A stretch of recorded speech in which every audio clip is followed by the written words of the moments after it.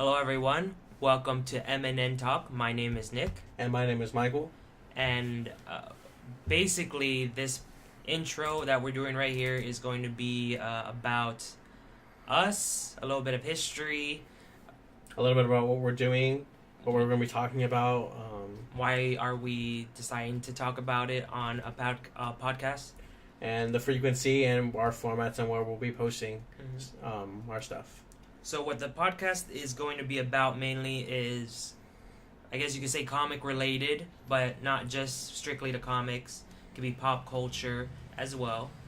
The obviously the two big comic groups that we would be mostly talking about is Marvel and DC. I'm more of a Marvel person. And I'm more of a DC person. And, alongside from video games, we'll also, from movies, we'll be talking about video games as well. We'll be trying to keep up with current comic book events that's going on so that you guys can be more informed too. Something if you guys miss on your social medias, and we'll be here to update you as well. Mm-hmm. I feel like it's a good contrast since I more favored Marvel. Michael is more in the DC camp. So it'll be very good contrast. When we go watch a Marvel movie or a DC movie, we can be like we'll be able to have a good strong opinion on it and where it stands on stuff like that. Mm-hmm. So where you will find this podcast, SoundCloud, YouTube. Where our SoundCloud is obviously more audio based. Our YouTube will pretty much be the same podcast, but you'll be seeing images. Little clips of trailers that have already been released, so it can go along with what we're talking about. As far as live recording of seeing us, we're not doing that yet, but maybe in the future. Yeah, maybe in the future we will, Game of Thrones is coming up, we might do it for that, but, no promises. We get a face for the voices. We're going to be posting probably every Mondays and Wednesdays around 6 or 7 p.m. Pacific time. So, if you want to catch us relatively, I guess you would say live, it would be those times during those days. But, they'll be up there for a bit. But everything's probably going to be mainly on YouTube. So, our first few podcasts will be on SoundCloud, and then we'll be eventually transferring them over to YouTube. Yes. So that's covers about everything about us. For today's topic, we're going to be talking about Guardians of the Galaxy Volume 2. So if you guys haven't seen the movie yet, we definitely recommend you going to see that before listening to this, because we're going to be talking about pretty much the whole movie, and there'll be a lot of spoilers, so enjoy. Okay, so again, this topic is, as you heard in the intro, about Guardians of the Galaxy 2, Volume 2. I saw it last Friday. You saw it when it came out? Yeah. All right, opening night. So what are our thoughts of the movie? How do you feel about it? I thought it was great. Had a very good father-son interaction. Had a lot of, Rocket character development. A lot of character development, definitely, in the movie. Compared to the first one, as an overall arcing story, the first one definitely had more, because it had to do more. It had to introduce the Guardians really and get them together, show the villain, have them have their I'm talking about the first one, have them have their fallout in the middle, and then they come out on top towards the end. In this one, they're already doing their business. They're doing contract work. Yeah, they've been doing this for about 4 months now. And they're killing some beast. But pretty much after that, and then the events that happen after that, it's just pretty much a character-driven story with arcs for each character, except Drax, kind of. Yeah, because we had that a lot in the first movie, like you mentioned. So for Rocket, he's hateful. He's an ass to everyone. Yeah, he's an ass. I felt like it was very like he was just depressed throughout the whole movie. Mm-hmm. Like it was just him like Talking shit to everyone. talking shit, making, just trying to be the badass. Mm-hmm. And I felt like that was a lot to do with, he had no one to really connect with. Like in the first movie, he had Groot, and he only had Groot.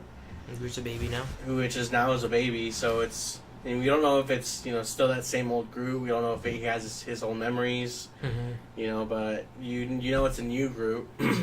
And I feel like Rocket really lost that his friend, like his pretty much like his companion, like Mm-hmm.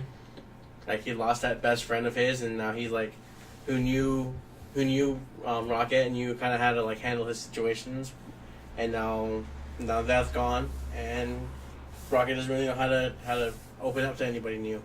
Yeah. Till towards the end when Yandu pretty much calls him out on it. He's like, "Oh, I know all about you. The way you act." Like, yeah, like stop being a dick to everybody. Like you're being just like me. He's like, "I am you," and then he takes off his jacket, shows that he has fur too. He was once a raccoon. Right. I thought, honestly, when he said I am you, or I was you, I thought for a little bit, I thought it was some weird thing of him saying like he was experimented on too, because Rocket was experimented on, wasn't he? So I thought he was getting into that, but then no, he just means metaphorically like you act like me. Mm-hmm. You used to act like me. So that was for Rocket. For Peter, it's just really about him and his dad. He doesn't really. Well, you can clearly see that he has a big love and affection for his mom. Mm-hmm. Like you see that throughout the first movie, and like that's pretty much what the whole first movie is about. Mm-hmm. He's all very, very cautious when he first meets up with Ego. Ego's telling him all these good things, like, oh, you have this inside you. I've traveled across planets. Searching for you and only you. That's how he makes it seem. I didn't want to leave your mom, but see, when Peter's asking him, well, why didn't you come back? Why did you leave? He's like, oh, I didn't want to fall in love again, which is probably partly true.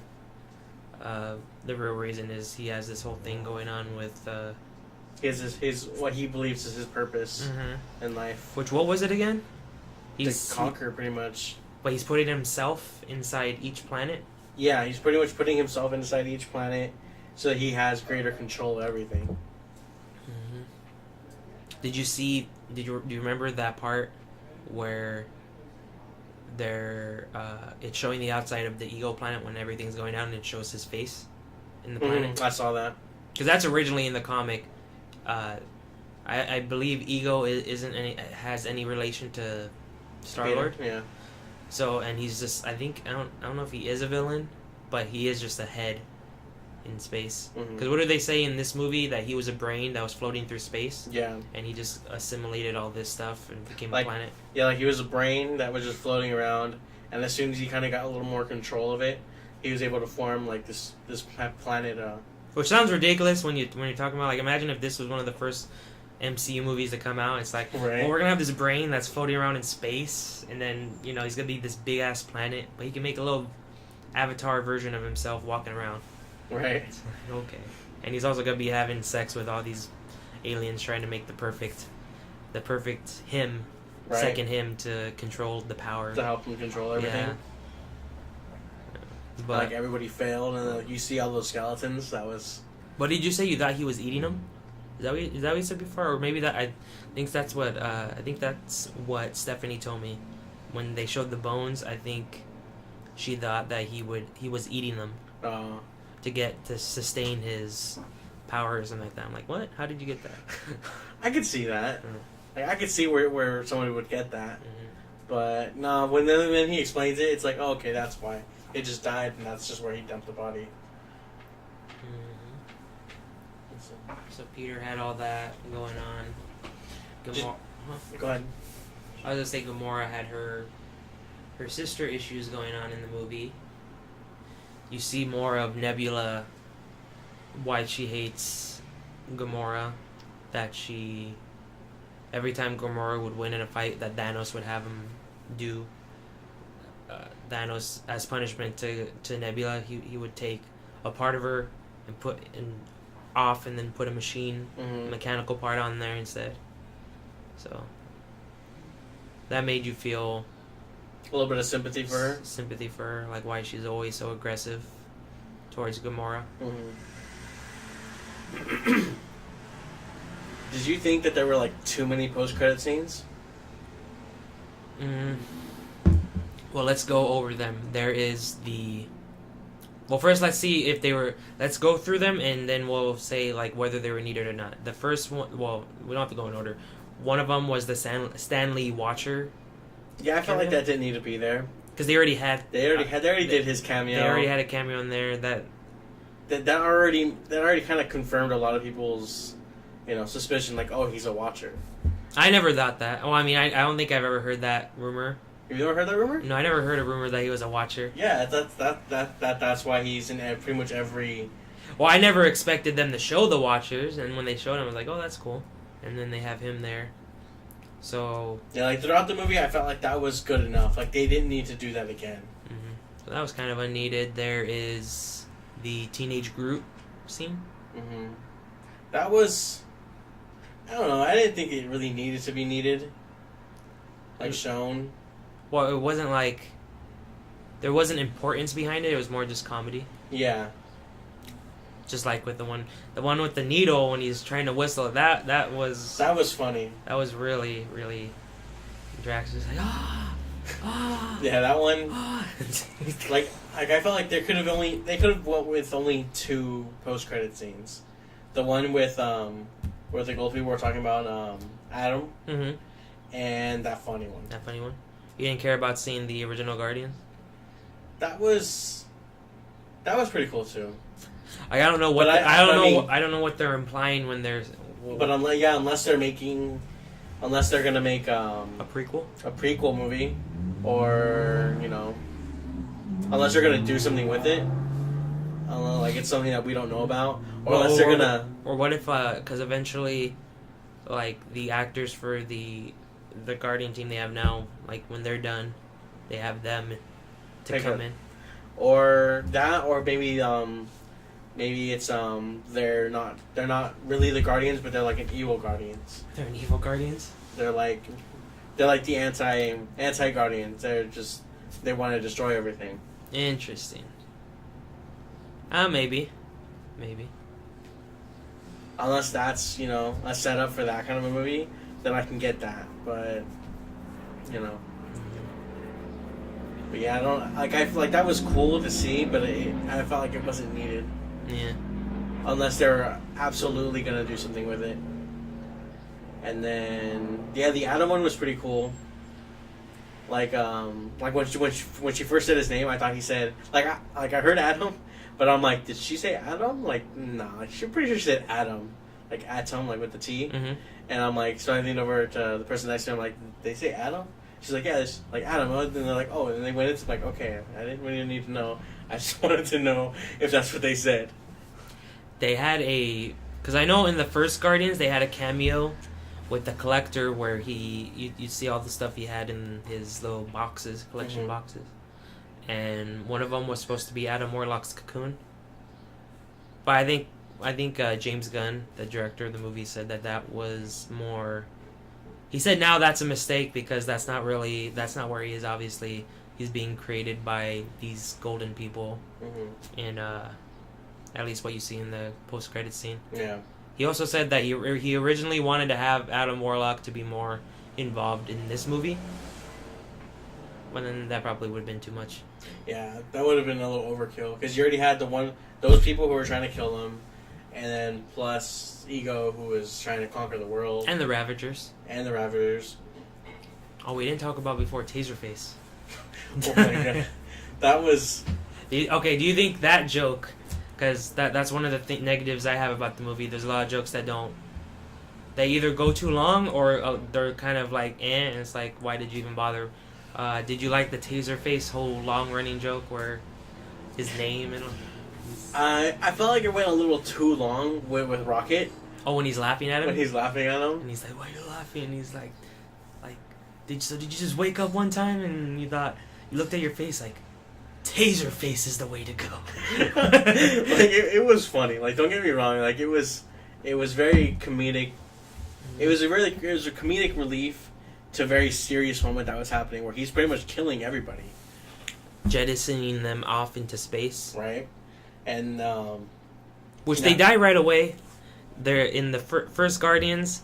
Peter had his helmet off for a while, and he did not die right away. But yeah, but he's also son of Ego. That's true. And he was able to withstand that a little longer. I think I heard, isn't it?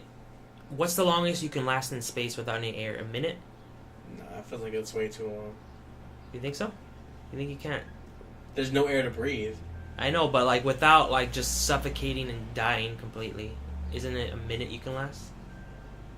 I'm not sure. I think it's at least a minute. I don't know. I have to look it up later. But yeah, you said he has those powers from Ego. Yeah, like he has that, so I mean that might have helped him, sustain a little longer. That's why he was able to hold the stone. Yeah, that was why he was able to hold the stone. Why they call them Celestials, right? Mm-hmm. So the whole that whole thing that was going on where he was taking over the whole Ravager group and killing off anyone who was opposing him, abusing Baby Groot. Right. And then that scene was pretty sad when they're just kicking Baby Groot around, pouring the alcohol on top of him. They're doing all that, but then when they're killing everyone, and the guy's like, "What do you want me to do with this?" He's like, "Do you want me to kill this thing?" He's like, "Don't kill it. It's too cute to kill." He says too cute to kill, but not too cute to torture. Yeah, it's a funny moment when he says that, and then it goes later on to them just abusing him, and yeah, that was sad though. And then he's walking all like depressed, and it's like that's where I'm confused. Like, why is he walking around? Why wouldn't they throw his ass back in the cage? That's true. Why is he walking? I mean, that's what... Well, you could also say that when they were abusing him, they had been drinking. I guess you so could say that. They're probably, like, they either passed out or, like, alright, we're done. And then they just left him in his pile of liquor. Right. So that could be a reason. Yeah, but I'm like... Yeah, because I didn't think about that till, like, just I'm like, wait, why was he even walking around to begin with? Why was he walking around? And, like, why would he actually... Like you would think that they'd have guards there. Mm-hmm. Like, and how would you think that... Like, why would the Ravengers, like, just skip over that? Like, why would they even let Groot... And how would he be able to go back and forth so many times? Yeah. Just for comedic relief. Yeah. Comedy's sake. It's a very big hole in that. It's like I get they're all bad guys, but they have prisoners. Mm-hmm. What was one of the things that Baby Groot brought? Was it like a face mask or something? Like a mask to go to sleep in? Didn't he bring something? And he's like, or he brought a hat, and I think he's like, "That's a hat. That's not what I need." And Rocket's like, he's asking if you want him to wear the hat. He's like, "Why would I want him to wear the hat?" He's like, he doesn't know. He just doesn't want to wear the hat. And he's like, "What? That's why you don't like hats?" That's why. Because what did he say? He said because you don't know, you think their head is shaped funny, and then they take their hat off and they have a regular shaped head. And he's like, "What? That's why you don't like hats?" That whole taser face thing. Yeah. At the end when everything's going down and I think they escape and the ship's about to blow, he gives the coordinates to where they're going or where they are, the ship. Oh, that's right. And he tells the person, like, just remember who helped you finally defeat them. It's like, and tell them, he says, and tell them that it was me, Taserface. And she starts busting up laughing, and he's like, fuck. Yeah, that was the last of him. Right. What I heard was getting a lot of talk about was the why they even needed the Guardians at the beginning, like why they even needed the Guardians to begin with, to go kill that creature. Like if they have those ships, like why would they even need the Guardians to begin with? Maybe because because they come off as very pompous and very stuck up. Mm-hmm. So maybe they just think it's above them to get their hands dirty. Okay. And the only reason why they get their hands dirty to go after them is because Rocket stole the batteries and they think they've been wronged. And it's like, the lady says, we hired them to work for us, and then they steal from us, and then she feels wronged. Right. So, like a slap in the face. So that's what I would assume is why they didn't go after that Right. hentai monster, that tentacle beast. Right. Okay, it's like when they're fighting, and when Peter and Ego are fighting at the end, and he turns into Pac-Man.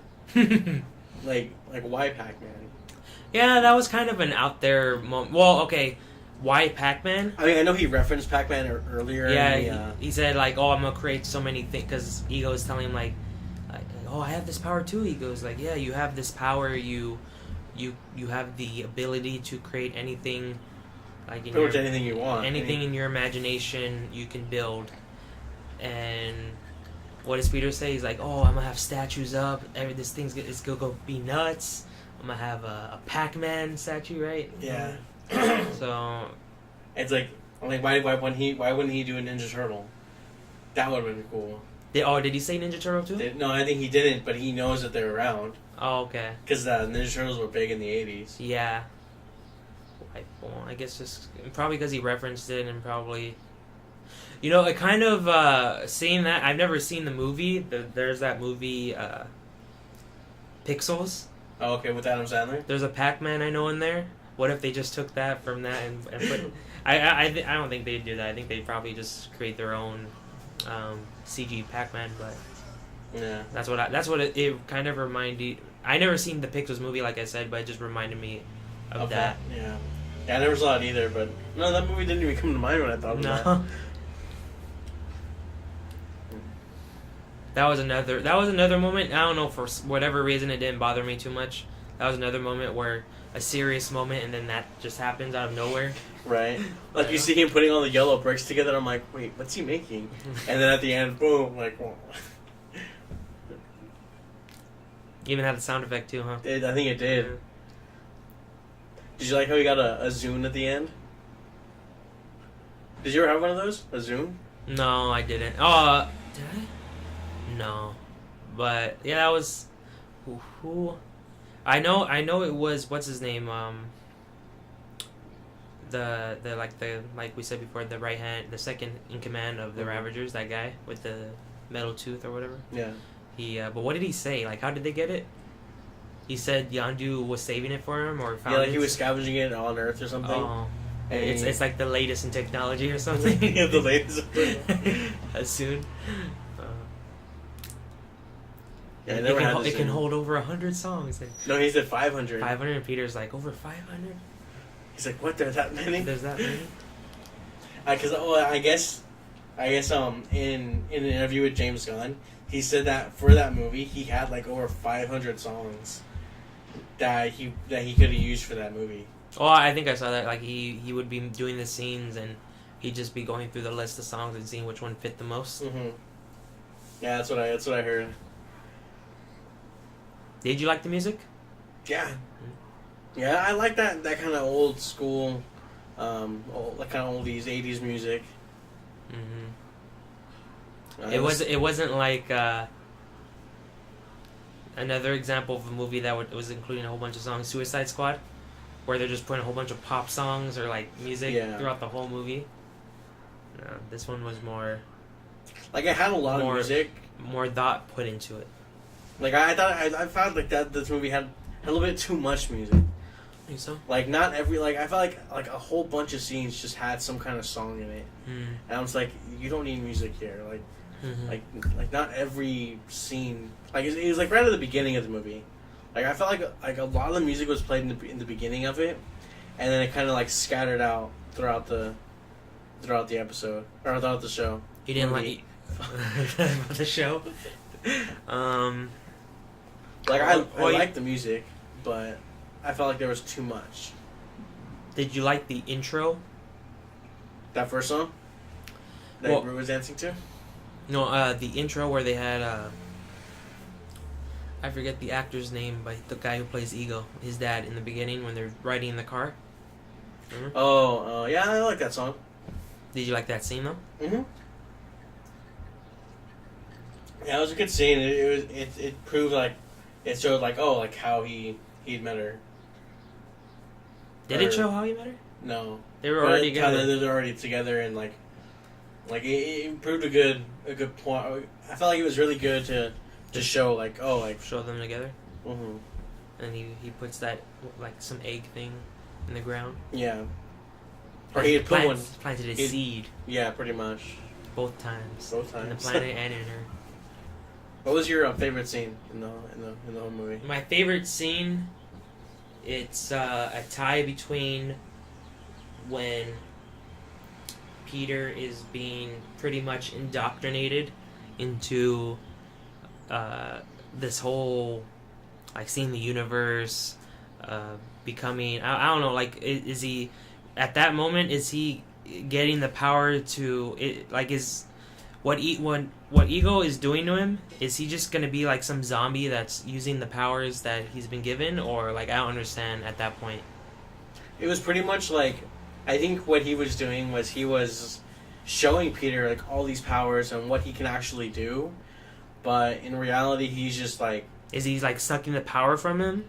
Is that what he's doing? Like before he when he has the thing, because doesn't he? Oh, he doesn't have that in him yet, right? No, like when he's talking to him, it's just that's more for like a learning opportunity. Like he's teaching him and showing him like what he can do, and it's just more of him showing it. He's not really being controlled. He's just showing, and he says when he says like, "Oh, I can see eternity," and that's. That's pretty much like his almost being seduced to the dark side. Kind of. Like, oh, it's so great. Like, yeah, but then when Ego says like, oh, and that's why I had to put the. Or it's like it's a shame or something. I really didn't want to have to give her that tumor. And that's when he like snaps out of it, and like at that whole scene, I'm just like, okay, what's he gonna say? Like you can tell that Ego's being dumb, and just saying stupid things, and it's like, okay, what's he gonna say? What's he finally gonna say that snaps him out of it? And he says that. On a side note, it's funny. Like the past like couple movies, a big thing has to do with the character's mother. In Civil War, it was Bucky killing Tony's mom. Parents, yeah. His parents, but like the main thing is his mom, because Tony even says like towards the end, Steve tells him. It wasn't him. He didn't mean it. He was under their control, and Tony just says like, I don't care. He killed my mom. So yeah. And then in Batman v Superman, Batman's mom his parents are already obviously dead by that point. Clark's mom is pretty much is captured, assumed to be killed soon. So he's telling. He's telling Bruce not to save his mom, save Martha, which is a whole other thing. Like, why say that specifically? But right. Yeah, there's that, and then there's this where he's like, "Oh, I put the tumor in your mom." But yeah, that whole moment was one of my favorites. And then he just automatically just blasts him. And then he's like, "What are you doing? Like, why are you being so stupid?" Yeah. And that's when he like attacks, and that's when I think that's when he's. What is he? I feel like he was like not sucking the power out of him, but maybe he's dumping more power into him, so that he can be like more to like kind of like control him a little bit, to be like, okay, well let's just jam you in with this, and then, right. And maybe all this power will like make your memory forget. And maybe that could be one thing. Maybe. But like I said, it was a tie between that and the Yondu sacrificing himself. And then him going, he may be your father, but he ain't your daddy. Right. And then Peter's all like, no, like he's seen him die in front of him, and he's like, no.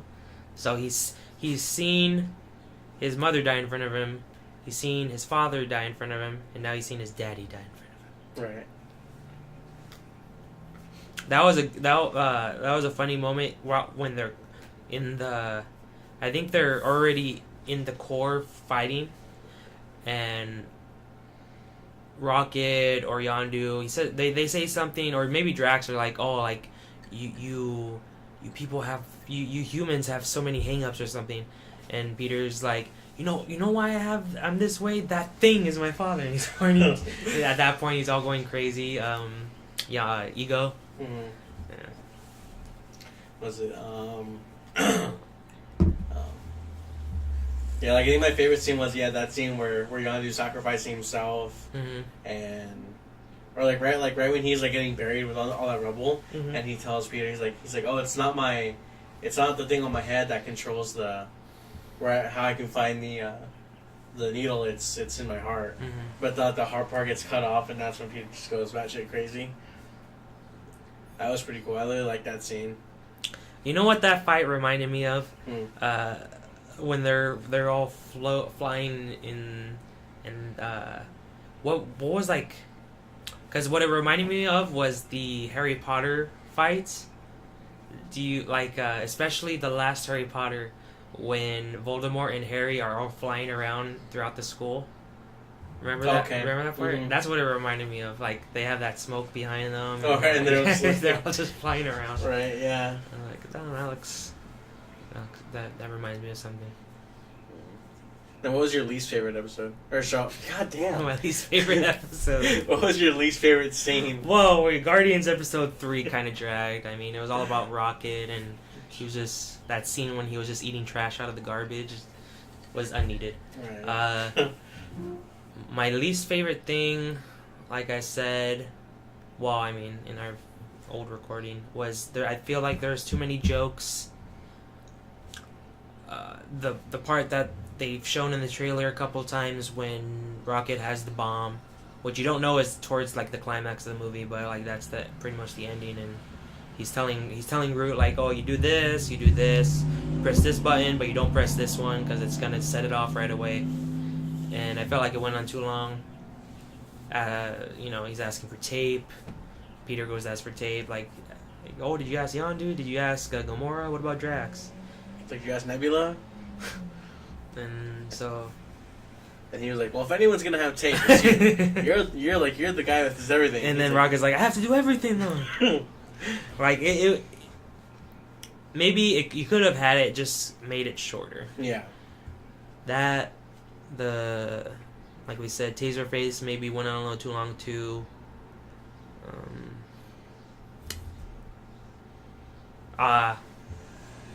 Yondu's death, when they have the body in the ship and Peter's pretty much giving his eulogy.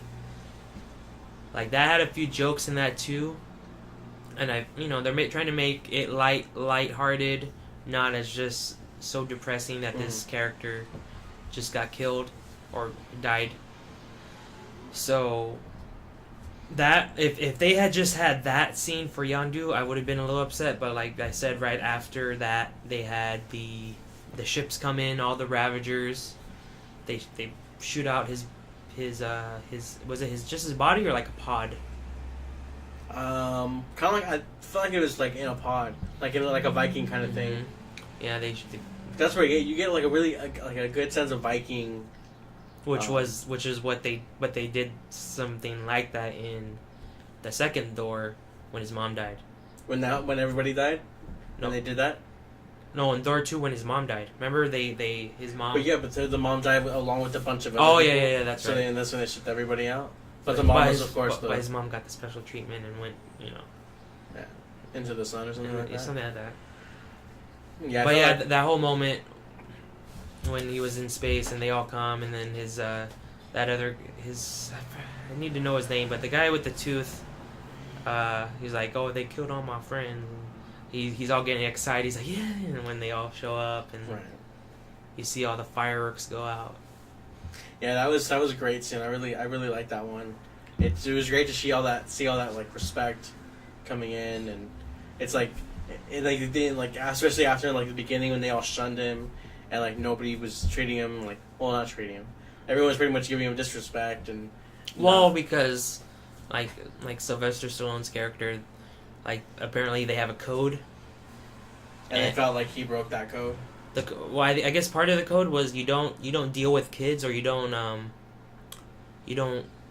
like whatever you do for work or for business, you don't get kids involved or something like that. Mm-hmm. And Yondu this whole time, well, because Yondu in the beginning he was sending kids to Ego, but then the Peter he that's when he came to the realization, like, this is what he's doing. Yeah, and then he keeps the kid, and then the whole thing spirals off. The Ravagers think he's getting soft, and the other Ravagers still just remember that what he did, and they shun him.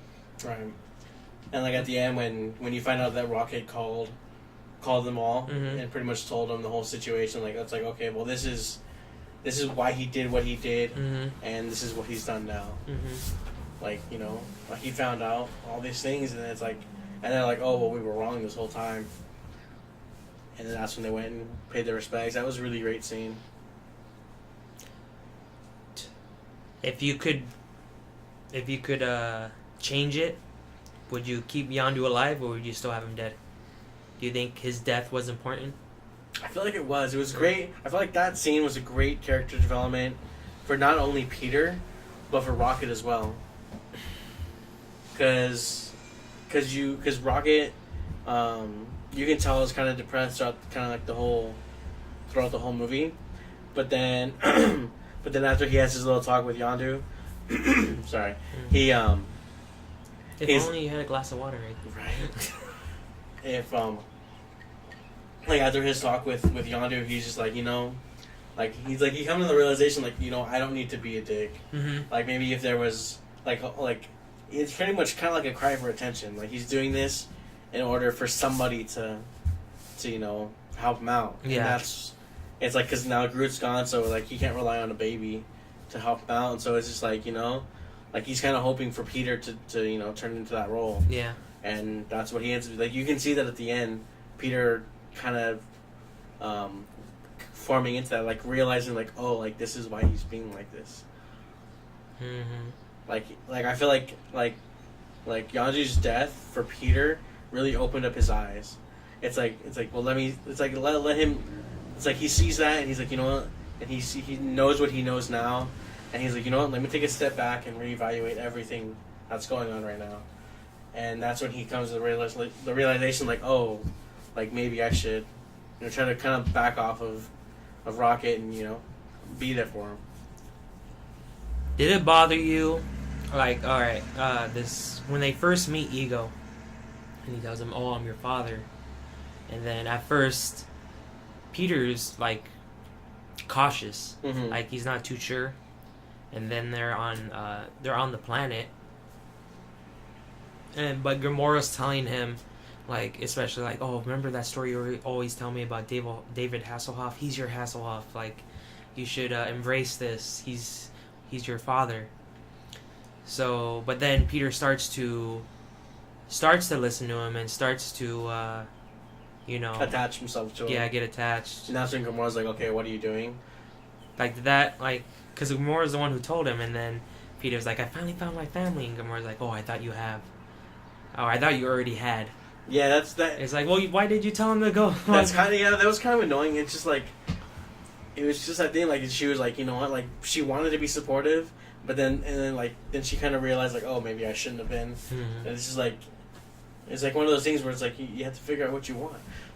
Figure out what you want. But yeah, but I felt like my least favorite scene throughout the whole movie was the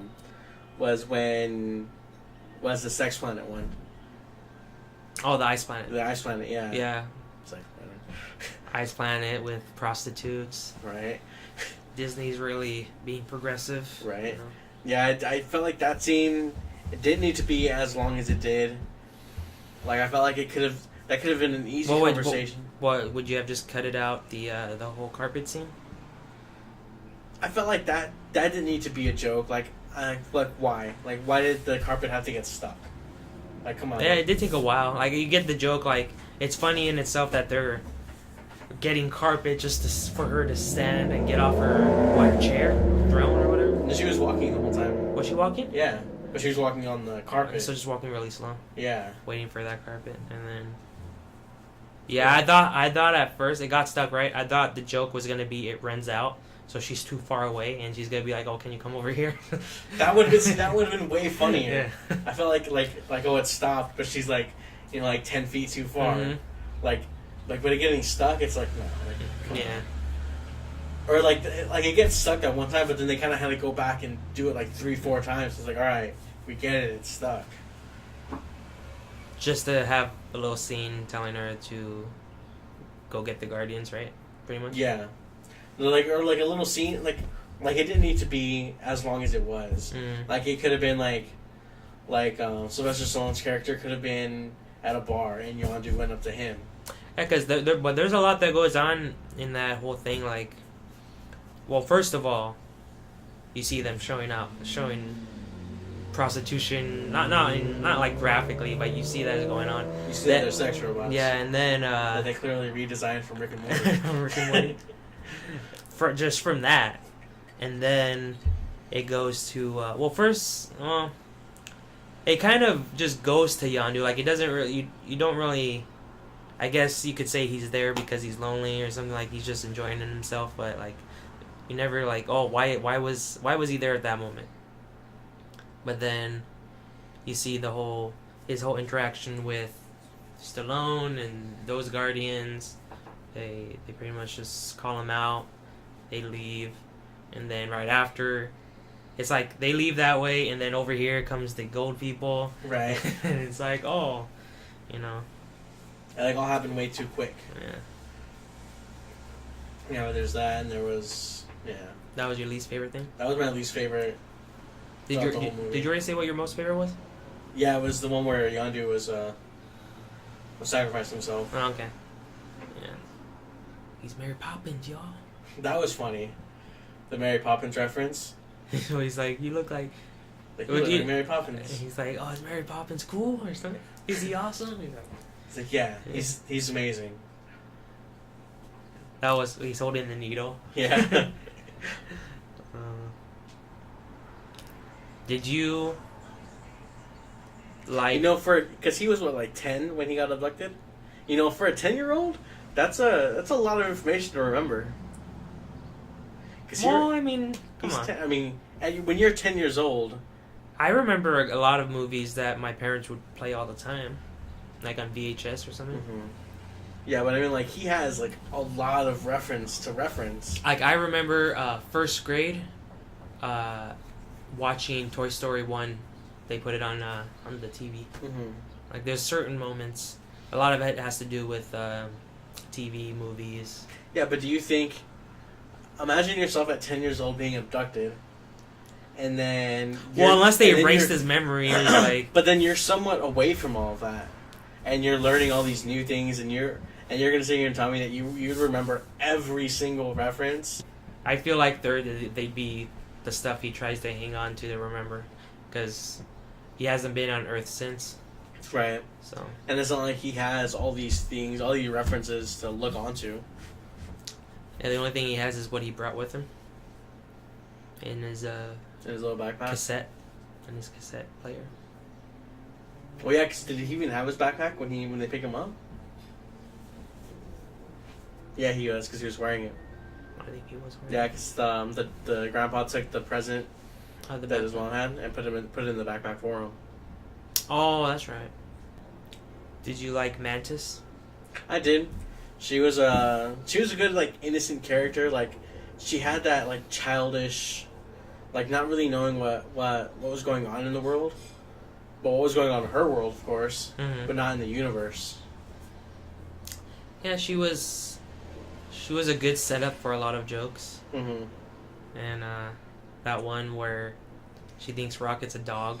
And she's like, "Oh, can I pet your dog?" And he's like, my favorite thing about that. My favorite thing about that, though, is when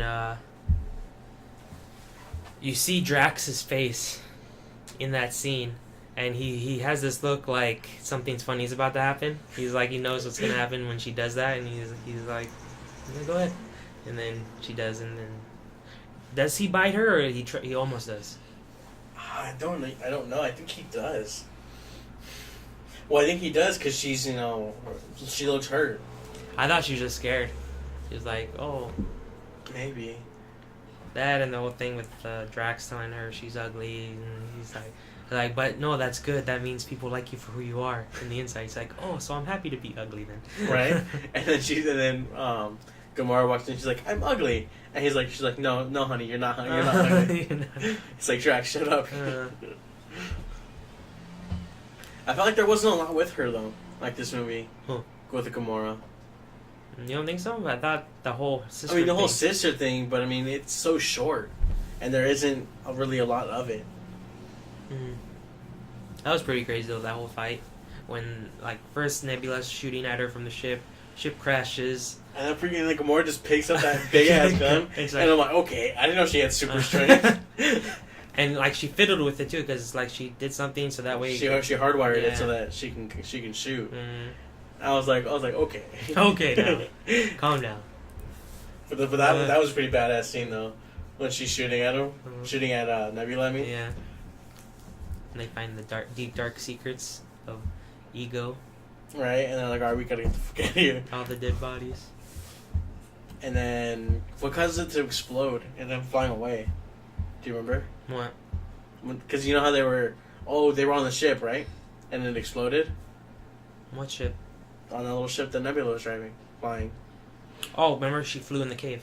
That's right. Yeah. She flew in the cave, and then that pretty much caused Gamora to fall off, and then Nebula.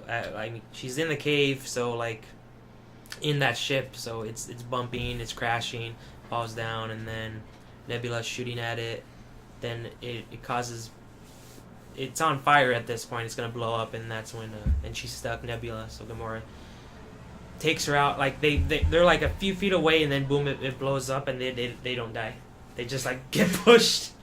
Well, I understand Nebula not dying because she's pretty much a robot. So she kind of like you saw her all disfigured. If she was human, she would have died. So, but the fact that she was a robot kind of, she was able to put herself back together. Yeah. But Gamora not having any kind of damage. Not any kind of damage, indeed. And then, but yeah, because her, I felt like her scene, their scenes together, it was just so quick. It was just something to,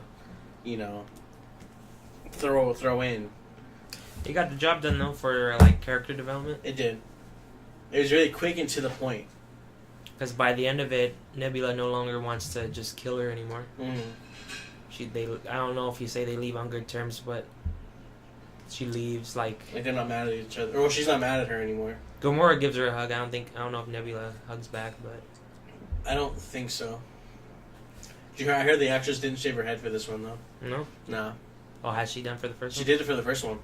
I guess when they went to Comic-Con, she was wearing a wig the whole time, and at the end of it, when they're on the panel, you see her just take off the wig and she's just bald.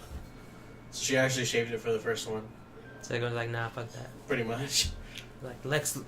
Michael Rosenbaum didn't do it at the end of Smallville. I'm not gonna do it for this movie. Right? Yeah, but his was obvious. Well, he was in this movie though. I Yeah. said, he was the ice guy, the right? ice guy, Yeah. That's pretty much the right-hand man for Sylvester Stallone's character. And how would you rank this movie? Out of top 10, out of ranking. So we're doing the MCU top 10.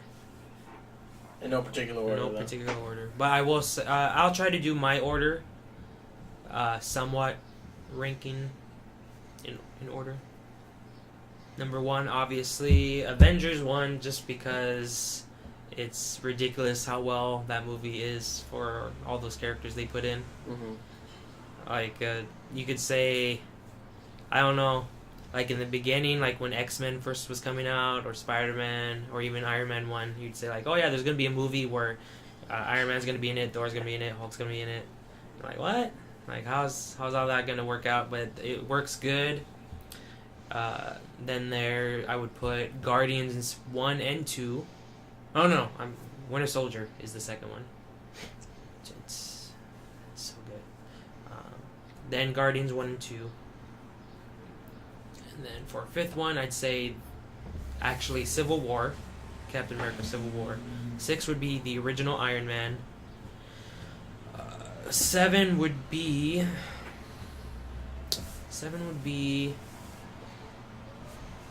I guess by this point. Oh yeah, Incredible Hulk. 8 Doctor Strange, 9 Ant-Man, and then 10 Avengers: Age of Ultron. Yeah. Mine would have to be both Guardians. Mm-hmm. Or Iron Man 1, in no particular order. It's Iron Man 1, and then maybe Thor 1, Captain America, both Avengers, Ant-Man, Doctor Strange, and I feel like I'm missing one. I'm missing like 5. Crap, what is it?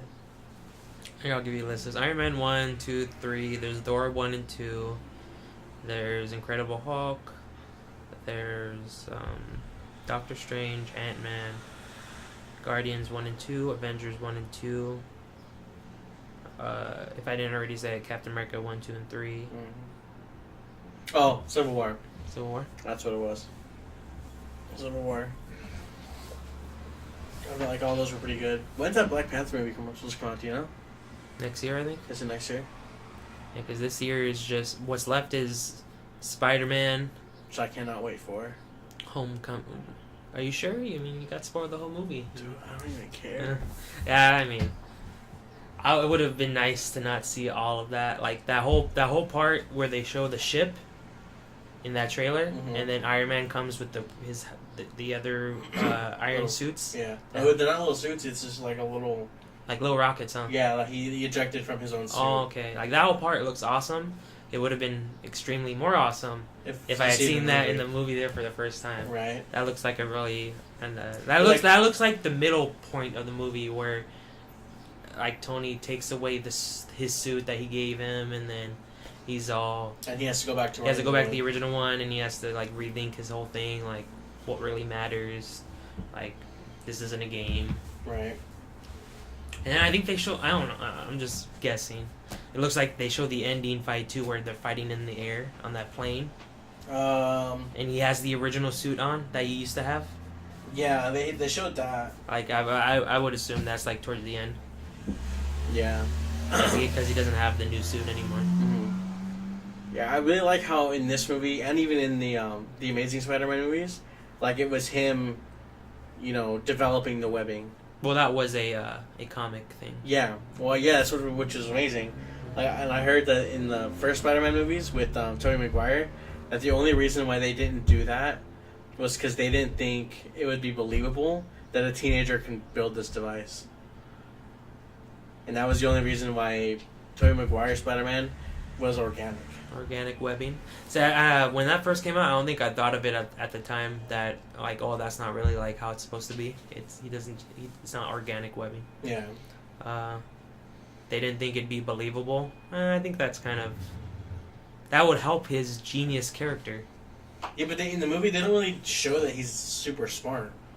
Yeah, which is why it would help if he would do that. What did they say? Oh, they show him graduating, and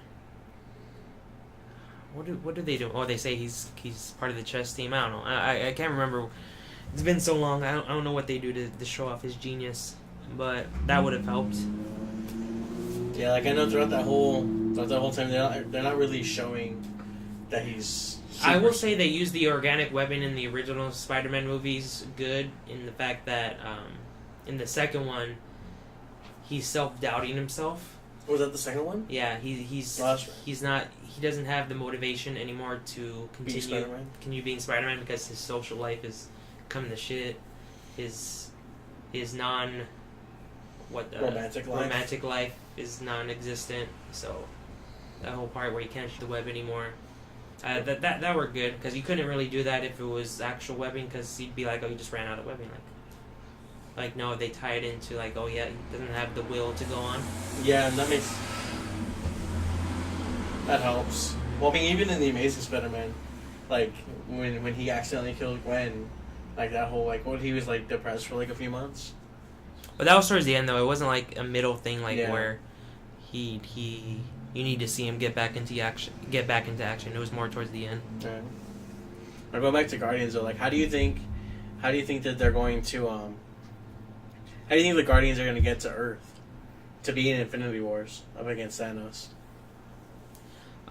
If it's either they don't go to Earth and they just like the Avengers and they all like Thor. I don't know. I assume Thor it would be.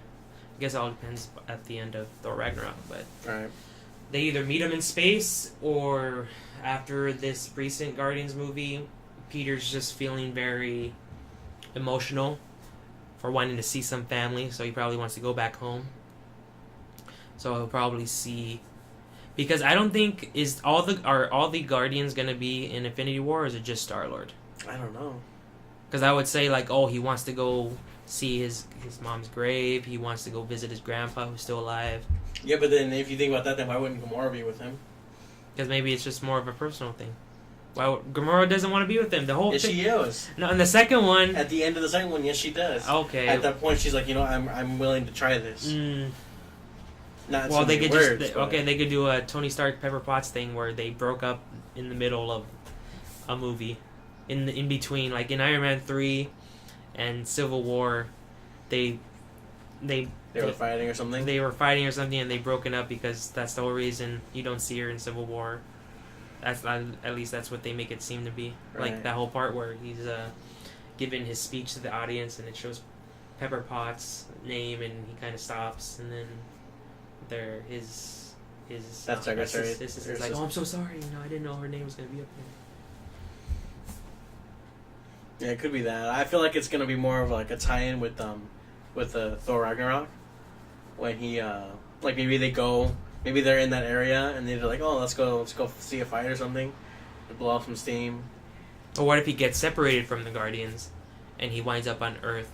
What if at the end of Thor Ragnarok, Hulk, Thor, and Peter all end up on Earth, back on Earth? Yeah, but the whole question is, why would Peter be with them? Oh, Because Thor isn't human, and Hulk. I mean, why would he think Hulk's a human? why would he be with them? No. Well, what are you saying that they meet him in Thor 3? Like, how would they do that? Like they're there. They And just then- wind up on that planet because they're on a different planet, right? Yeah. Yeah, because they go from Asgard, and then I assume once her name's Death, I think. Mhm. I think so. They just take Thor away and destroy his hammer. Because Stephanie, she was asking me, what is Hulk doing on Asgard? And I'm like, well, he's not on Asgard. He probably, because at the end of Avengers 2, what do you think? Like He flies away, right? his ship just flies into space or something. And, Well, I mean, how else would he have gotten there? and then like someone just picks him up, like because that guy, Jeff Goldblum's character. Is the Collector's brother, right? Yeah, so maybe they all have that collective instinct, maybe. So they probably just found him. I'm just bullshitting. They probably just found him. Yeah, like, oh, you're interesting. Yeah, we'll take you. We'll use you in our gladiator fights. Right. Or like, but he's probably like, or maybe as he's flying, he kind of transformed back into Bruce. And We he's gotta just, get you back to the Hulk form. no, but he wouldn't know that he's the Hulk. So he's like, oh, like you look fightable. Like you have no use for me. Mm, He probably got captured as Bruce, maybe. and while he was out there, he's like, all right, and then he hulked out, and then he just kind of stayed as Hulk. Yeah, that could be it. Because in the comics, he never turns back into Bruce, right? He stays Hulk the whole time. You mean during that storyline? Yeah, I think so. like he stays as the Hulk the whole time, and then but at this point, you know that like, well, Bruce is kind of in control of Hulk. Like they're kind of like, it's Hulk's body, but Bruce's mind. You know one of the original. I don't know if it was actually, but I think I remember hearing when Avengers was first gonna come out. One of the storylines might have been Hulk as the villain, and they would have had to come together to try to stop him. For the first Avengers movie? Yeah. I could have seen that. Because what was it? In the end of Incredible Hulk, Bruce, at this point, he has He took off somewhere. He took off somewhere after fighting the Abomination, and you see him. The end scene is, I think he's in some house, some lodge somewhere. In like Honduras or something, and in Spanish he's like, "Oh, you won't like me when I'm angry." And yeah, and he. Oh wow, no, that was in the beginning. I don't know if he's back there. Oh, he's somewhere foresty. Yeah, and he's meditating, and then you see his eyes open, and like he has like the Hulk out green eyes, but he's smiling. So that made it seem like, oh, he has control now, or he's just it's controlling him. He's gonna go on a rampage. So I remember that was in the like early beginnings of Avenger talk of what was gonna happen. Was that they're gonna have to help out trying to stop the Hulk? Which I wonder if that they would have gone with that more if they had been able to keep Edward Norton as the Hulk, as opposed to just getting Mark Ruffalo as. Would you have wanted Edward Norton to stay around? At first, I would have said yes, but I really like Mark Ruffalo's character and how he. I like how he portrays the Hulk. Yeah, he does a really good job. And he does a really good Bruce. Let's put it that way. Because he can't really be the Hulk, but he can. Well, I mean, they do base off like his hair. Face and everything. Do you think his face makes a good Hulk? Yeah. Yeah. He makes a convincing, angry face. Yeah. Alright guys, so thank you for listening to another episode of M&N Talk. Remember, you can like us on SoundCloud and on YouTube. Also on YouTube, if you could leave us a comment, maybe stuff that you really enjoyed listening to. If we didn't get to a certain topic that you thought we would, you can leave a comment about that. Any critiques would be helpful. We are starting out. And on social media right now, we do have a Facebook group and a Tumblr. So you can easily find that if you search up M&N Talk. And we could appreciate more comments on them as well. Thank you. Thanks again. Thank you.